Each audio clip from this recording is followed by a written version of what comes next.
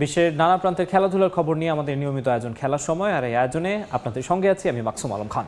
এই মুহূর্তে মিরপুর শের-ই-বাংলা জাতীয় ক্রিকেট স্টেডিয়ামে আছেন রিপোর্টার তামিম হোসেন। ম্যাচের সবশেষ খবর জানতে আমরা সরাসরি যুক্ত হচ্ছি তার সঙ্গে। তামিম,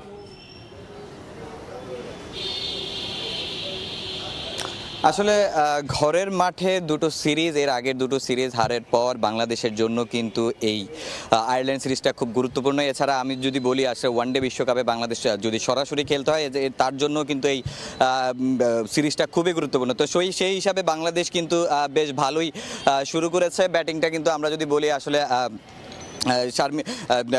শারমিন সুপ্তা এবং আমরা যদি মুর্শিদার কথা বলি, তারা কিন্তু ভালোই করেছে। এছাড়া ফারজানা হক সে কিন্তু একটু স্লো ব্যাটিং করেছে, কিন্তু তারপরও আসলে সে ম্যাচটাকে ধরে রেখেছে। তো এরপর কিন্তু ওই স্লো ব্যাটিংটা কিন্তু শারমিন সুপ্তা বেশ ভালোই কভার করেছে।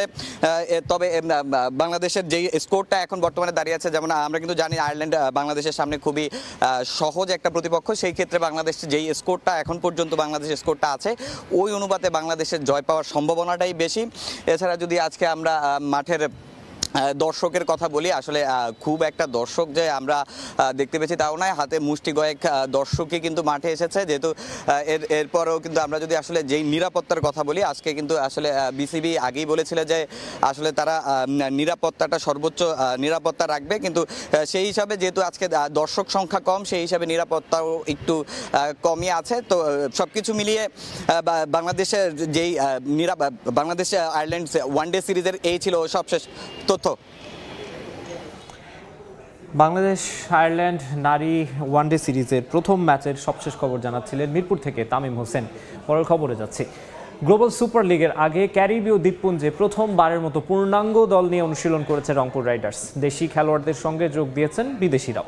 অনুশীলনে টপ অর্ডার ব্যাটারদের পাশাপাশি বোলারদের নিয়েও কাজ করেছেন কোচ মিকি আর্থার এবং সহকারী কোচ মোহাম্মদ আশরাফুল। রংপুর রাইডার্সের দল নিয়ে আশাবাদী দলের বিদেশি ক্রিকেটাররা।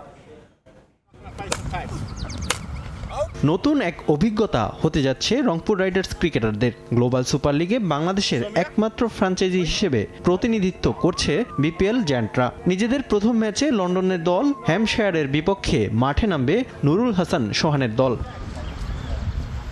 টুর্নামেন্টের প্রস্তুতির শুরুতেই বাধা আসে রাইডার্সের সামনে। বৃষ্টির কারণে প্রথম দিনের অনুশীলন ভেস্তে যায়, তবে দ্বিতীয় দিন অনুশীলনে বেশ উজ্জীবিত ছিলেন ক্রিকেটাররা।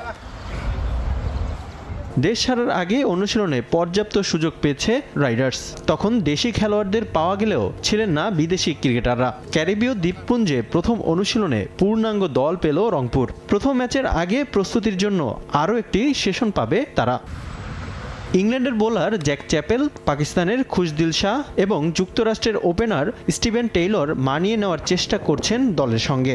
অনুশীলনে টপ অর্ডার ব্যাটারদের পাশাপাশি বোলারদের নিয়েও কাজ করেছেন কোচ মিকি আর্থার এবং সহকারী কোচ মোহাম্মদ আশরাফুল।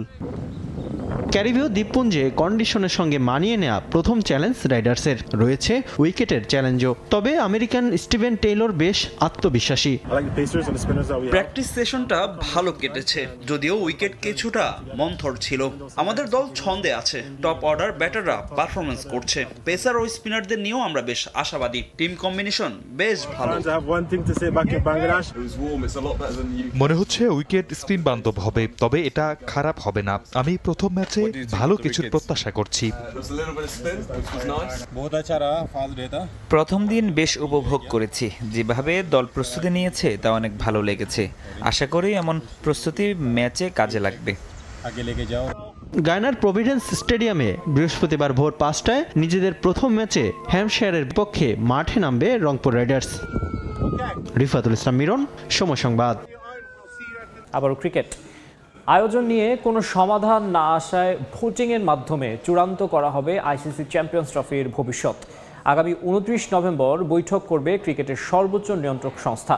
ভার্চুয়াল সেই বৈঠকে চ্যাম্পিয়ন্স ট্রফির ভেন্যু নির্ধারণে ভোট দেবেন আইসিসির পূর্ণ সদস্য দেশগুলো।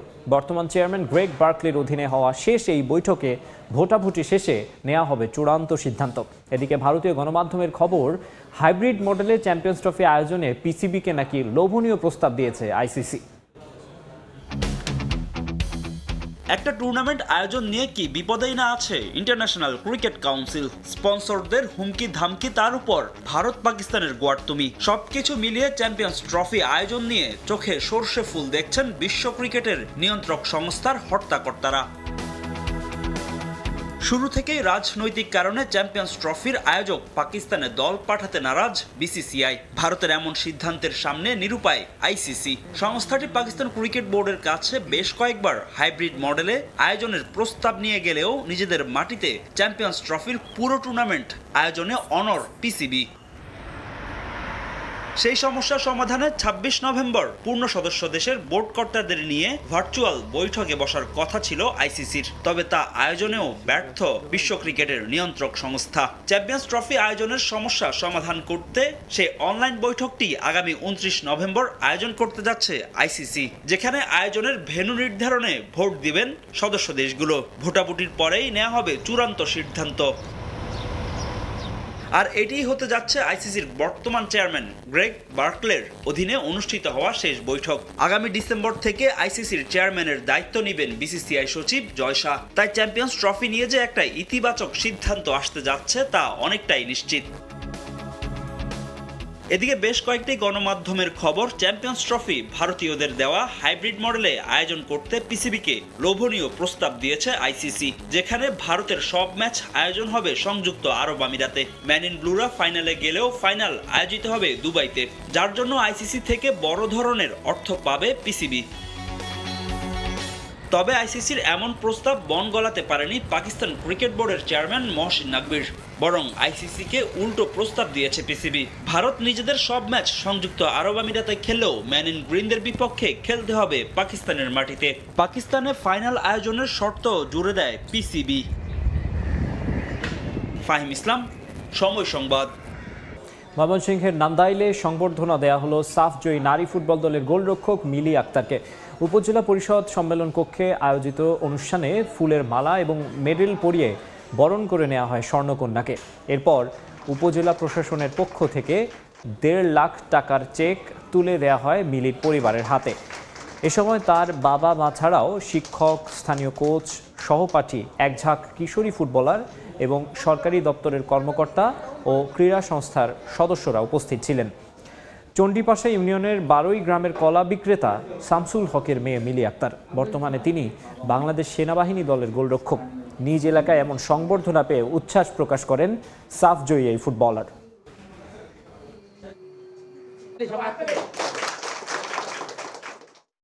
ছোটবেলায় যখন খেলতাম তখন বাসার থেকে আসার সময় গ্রামের মানুষ অনেক কটু কথা বলতো, অনেক রকমের কথা বলতো, তাও এগুলো আমার বাবা শুনতো না। না শোনার পরে বলতো আমাকে যাইতে প্র্যাকটিসে। আর আমাদের স্যার আছে এখানের, আমাদের কোচ উজ্জ্বল স্যার, উনি আমার পিছনে অনেক শ্রম দিছে। উনি যদি না থাকতো তাহলে আমি পারতাম না, তা নাহলে আমি খেলতেও যেতে পারতাম না। এখন বর্তমানে আমি সেনাবাহিনী টিমে আছি, ওইখান থেকে আমি ন্যাশনাল টিমে ডাক পাইছি।